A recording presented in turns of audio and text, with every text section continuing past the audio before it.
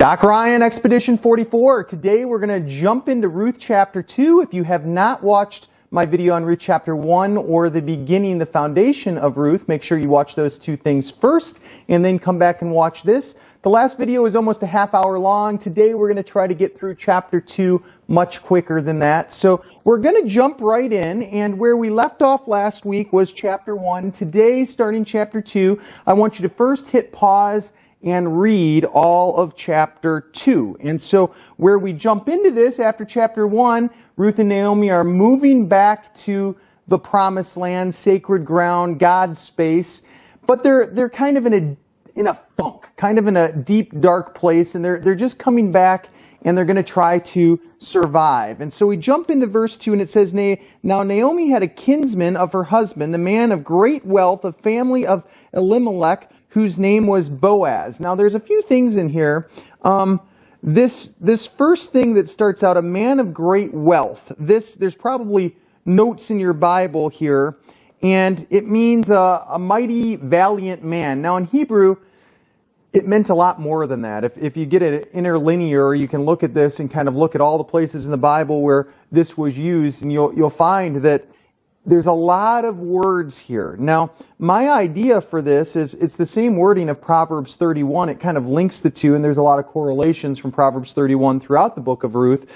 But we get this idea that Boaz was kind of the personified person of the Bible that had it all together. And what's important here is how this fits the picture is that he didn't move away in hard times. He stayed with his homeland, and what does God do? God greatly blesses him. Now, I'm not preaching health and wealth here in any way, but sometimes in the Bible we see that those that are faithful to the Lord are blessed. And in the Old Testament, the earthly and spiritual and physical blessings, they were kind of all in the same, all packaged in together. You might remember the study on Naphish that we did, the soul. Well, it wasn't just the soul in the way that we think about it. It was everything, every part of your person and how that came out. So we get the idea with Boaz that he was a man of God, he had it all going, that all those things came together and that he was God's person, and it hinges on the faithfulness to the sacred land. So we're going to continue reading. This is verse 2. And Ruth the Moabitess said to Naomi, Please let me go to the field and glean among the ears of grain after one in whose sight I may find favor, and said to her, Go, my daughter. Now, there's a few things going on here. If you understand what gleaning in the fields was, this goes back to some Leviticus laws. And the idea here was that they were providing for those who couldn't be provided for any other way, which is Ruth and Naomi in this case. And so one of the things that would happen is they would have to leave some things in their fields so that people that were impoverished could come and collect those. So that's what's happening here. So again, Ruth in this really lowly spot of basically taking out the handouts is going to come to this field. But there's a little more significance in verse 2. We also see this field of Boaz. Now, I think most of us know the story. I'm not going to give away the ending here, that Boaz becomes in the line of Christ. And so you might remember when David, the shepherd boy, is tending his father's sheep, and then much later, Joseph, direct descendant of David here, you guys following this? The shepherds were tending their flocks, centuries. All of this has direct correlation to what's happening right here in your Bible.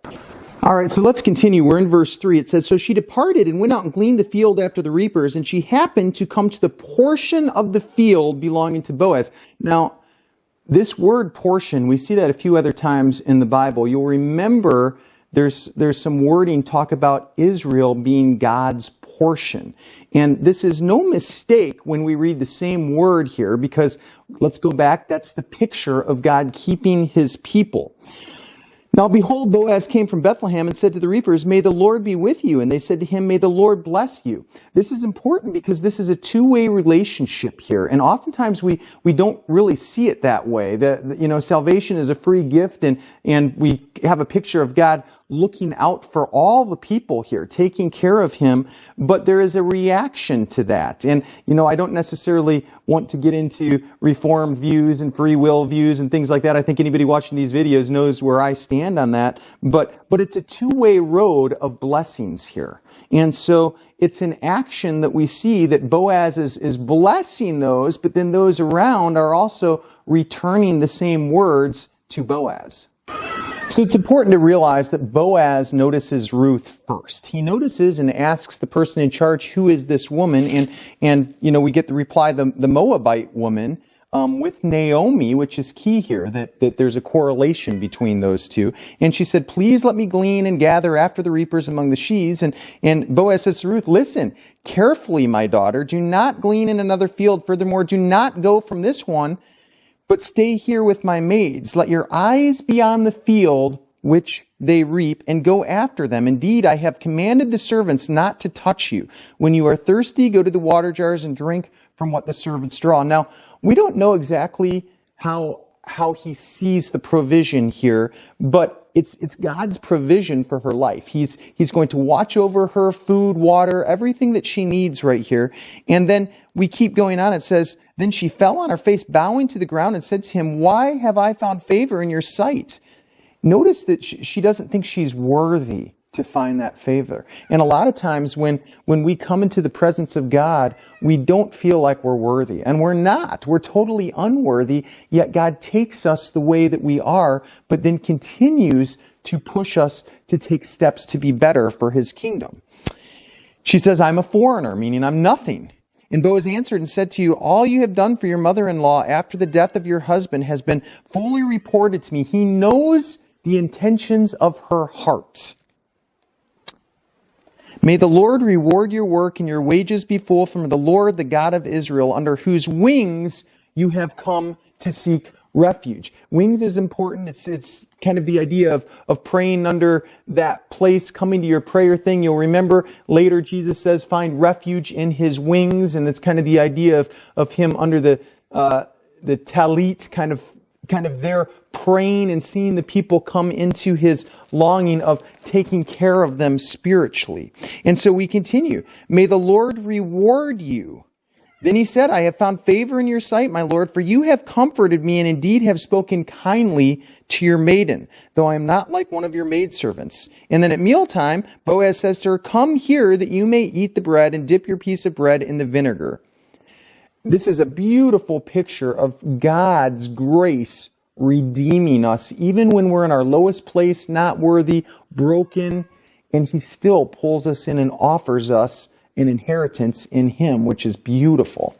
So what we're seeing here is kind of Ruth's transformation from being a nobody to starting to be redeemed. And, looking at the picture of her coming back to God, we always want to go to salvation. And I'm just going to say, that's a little bit dangerous to look at salvation because we find ourselves in a judgmental place when we're starting to get there and say, is this person saved? Are they not saved? But at some point, we're watching the redemption and the picture of her coming back into the fold of the people. And when you look at the analogy of God redeeming Israel and even previous nations to that.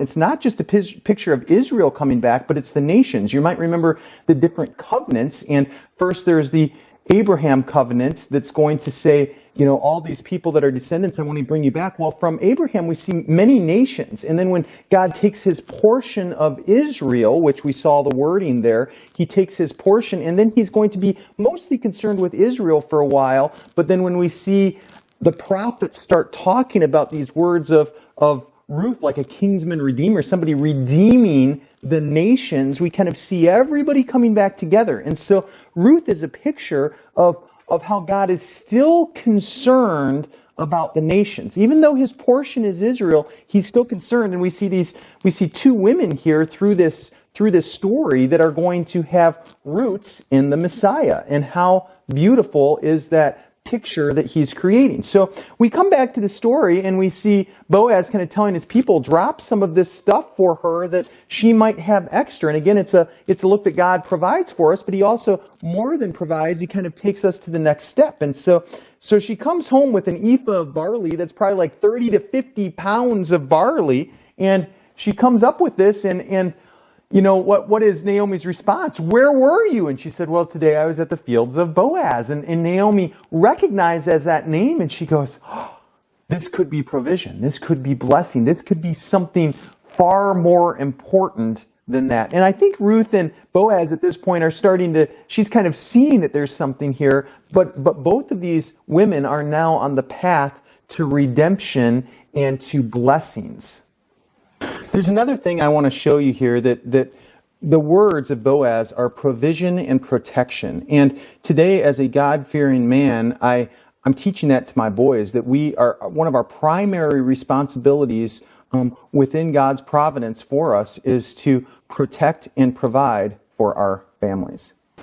So in verse 17, we find out that she worked till night, and earlier we found out she started early in the morning, so she's out working all day to basically get this overexpansion of blessings that she got, 3-5 gallons of barley, and she takes it back home to Naomi, and Naomi said to her daughter-in-law, may he be blessed of the Lord, who has not withdrawn his kindness to the living and to the dead.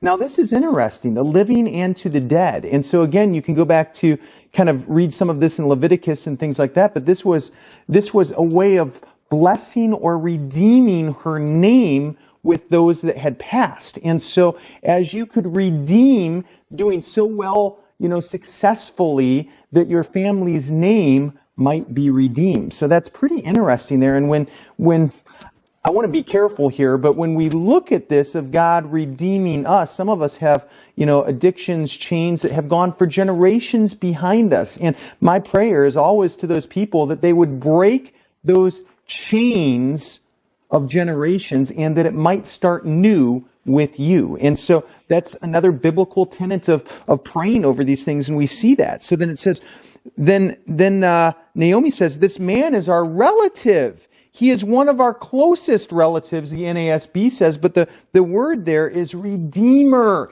He could be our kinsman redeemer. Now, I don't know if Ruth, being a Moabite, would have understood this, but what Naomi is saying is very important here. And so she's implying that there's redemption here.